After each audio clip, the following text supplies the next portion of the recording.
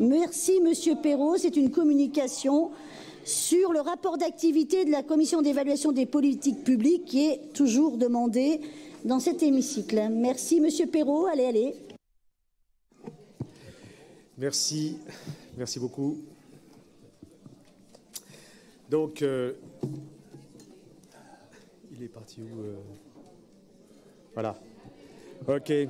Alors, il est parti où Bon, OK. Vous, hein, bon. C'est à vous, la Oui, parole. oui, merci. Et Bénédicte, il est où? Bon, allez, pour la deuxième année, je vous rends compte de la riche et intense activité de la CEPP. Et pour rappel, bâtie sur le modèle aquitain imaginé en 2014, la CEPP est bien maintenant une commission représentative de l'ensemble de la collectivité régionale. Elle sait accueillir les personnes et le changement et s'adapter. En effet, nous sommes dorénavant 8 élus, puisqu'il y a un élu par groupe, et 3 membres du Césaire renouvelés nous ont rejoints. Alors, nous poursuivons classiquement nos missions principales telles que définies par notre feuille de route, développer la culture de l'évaluation, renforcer l'expertise, assurer la cohérence de la démarche globale et développer la transparence démocratique. Alors, quand je parlais de l'année 2018 qui était riche, c'est une année charnière puisque il y a une montée en charge importante avec le copilotage de 3 importantes évaluations transversales, mais également, nous allons le voir tout à l'heure, une ambitieuse programmation 2019 et 2020 comportant évaluation transversale, évaluation stratégique et 20 évaluations opérationnelles portées par les services. Pour rappel, nous copilotons avec les VP et les délégués, les politiques évaluées, comme vous l'avez dans le tableau présenté sur les tablettes. Alors, ce qui est important aussi, c'est que ces évaluations vont bien sûr s'insérer dans un cycle de restitution à partir d'avril, espérons-nous. Là, vous avez effectivement le tableau qui vous montre l'ensemble des évaluations en route avec les différents pilotes, copilotes et élus en charge. Voilà. Alors, il y a pour cette année 2018 en parallèle, évidemment, la programmation 2019-2020 et c'est une démarche originale parce que nous avons été accompagnés dans notre travail par un expert universitaire, Joël Zafran, qui a procédé avec le concours de Madame Véronique Simon à une série d'entretiens avec les VP, les DGA et les services. Donc nous avons retiré de l'ensemble de ce travail 4 évaluations transversales et vous allez remarquer que sur ces 4 évaluations transversales, 2 évaluations accompagneront dès leur mise en œuvre les politiques d'orientation et du SPASER déjà évoquées hier. Alors ça, c'est très intéressant. Ça veut dire qu'on va démarrer le travail d'évaluation et la mise en œuvre de la politique. C'est la première fois qu'on va mettre ça en œuvre dans le cadre de l'évaluation des politiques publiques et je pense que ça sera vraiment riche d'enseignements et très intéressant. Alors, dans votre dossier, vous avez également le tableau dense des évaluations opérationnelles. C'est un travail, je dirais, extrêmement conséquent, cette programmation. Je crois qu'il y a un passage qui a été fait, je dirais, dans l'appétence autour de l'évaluation et de sa mise en œuvre. Voilà.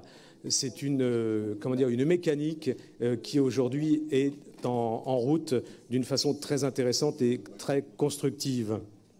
Alors, je vous parle de l'année 2019. Alors, nous allons zoomer dessus, nécessairement un peu vite. Bien sûr, nous poursuivons nos missions de sensibilisation, information, formation. Mais 2019 est aussi une année très forte puisque, comme vous le voyez, en ce qui concerne la communication, il y a ce qui est destiné au grand public, ce qui est visible, et je vous invite à aller faire un voyage sur la page web de la région. Mais il y a aussi 2 mouvements en parallèle qui vont se faire. C'est toute la restitution des évaluations qui sont conduites et menées en cours ou abouties. Et donc à chaque plénière, il y aura vraiment un rendez-vous programmatique qui vous donnera le retour du travail réalisé. Et je pense que ça va être vraiment très très intéressant. Il y a toujours un décalage. Alors au début, c'est difficile entre le travail conséquent qui est fourni et les retours. Mais là, vraiment, 2019 va être intéressant pour ça. Alors, il y a pour cette année 2019 un rendez-vous très important que je souhaite vous présenter tout de suite. Vous avez eu les recharges hier pour l'agenda. Donc vous voyez, vous pouvez inscrire pour les 13 et 14 juin à Bordeaux les journées françaises de l'évaluation que nous co-animons avec la Société française d'évaluation. Ce sont des rencontres nationales. Il y aura vraiment un beau programme et vous êtes plus qu'invités à y participer parce que, je dirais, c'est aussi la mise en lumière du travail de la région de l'Aquitaine qui sera présentée là. Donc un rendez-vous très passionnant. Alors quand je dis à Bordeaux, c'est à Sciences Po, mais vraiment réservez cela et je dirais tout de suite, commencez à intriguer dans vos réseaux pour faire venir du monde parce que l'intérêt est d'associer le plus possible les élus et les citoyens à l'évaluation parce que la transparence est quelque chose qu'on doit porter tous ensemble. Alors, vous voyez qu'on a un programme chargé. Alors, je tiens en quelques mots pour terminer à vous dire que cette équipe qui travaille conséquemment, je dirais, elle est constituée d'un petit nombre de personnes. Gilbert Bernard et Chantal Barrault sont partis à la retraite. Ils ont travaillé jusqu'à la dernière minute. On les remercie vraiment très sincèrement. Et la nouvelle génération prend le relais avec la venue de Antoine Mandré de Gel et Amande Hanin. Et bien sûr, les piliers, les fondations, La Charpente, constituées par Pierre Paquet et Bénédicte Lexton, font la transition, sont là et assurent un maximum. Et le petit clin d'œil vraiment respectueux, c'est pour dire aussi que si on a franchi une étape, je dirais, de qualité et de travail dans cette coopération de tous au sein de la commission, je crois qu'on le doit aussi un petit peu et beaucoup à la bienveillance énergique de Caroline Cabot. Merci. Merci. Vous voyez comme il était important que vous soyez là, Thierry Perrault.